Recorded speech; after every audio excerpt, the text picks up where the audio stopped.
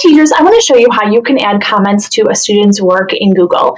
This can be done in docs, in slides, in sheets, anything that's a Google product. So we find this pretty efficient for your students just because it's right on the documents, right there. They don't need to hustle and bustle between emails, and this is just right there right where they see it.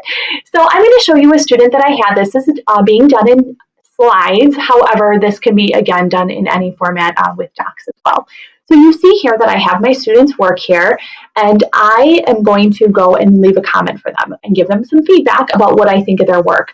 Now, just like a good teacher, I want to make sure that I'm being a little bit positive and making sure that my feedback is beneficial to my student.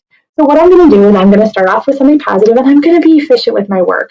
I'm not going to put something long and bold in there. I'm going to make sure that my students know the point, know that what I saw, what I liked, and move on. So I'm going to put in, loved your picture, maybe make it larger. And that's it. Okay? To the point. Now, when my students get it back, what they are going to do is they are going to view it, and then they are going to make any changes. If they want to make the changes, they can. If they don't, it is their work. So I gave them the feedback. I gave them every chance that I could. Now, when they get the work, they can click that resolve button, and then it's going to go away, so they kind of know that they're done with it.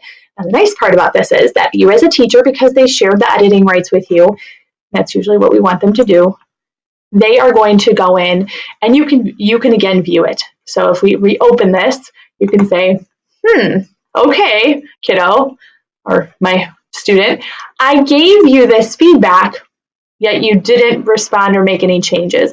That tells me that, we want to do that again. Or maybe they clicked resolve, but they forgot to do it, and we want to make sure that they see it again. So we can reopen it again for them to, remember, I gave you this feedback, please do it. So you don't have to retype it over again. So maybe I would even put in here like, remember this feedback I gave you? Don't forget to do it.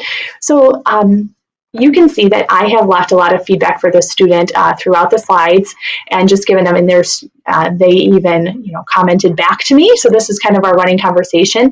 Kind of saves from all those emails back and forth with so many students. You're kind of looking directly in the document. The nice part is when you're doing this, you can also comment in Google Classroom when you're grading an assignment, so it'll show up exactly right on the document as well, so they can see what slide you're talking about instead of just in the private comments.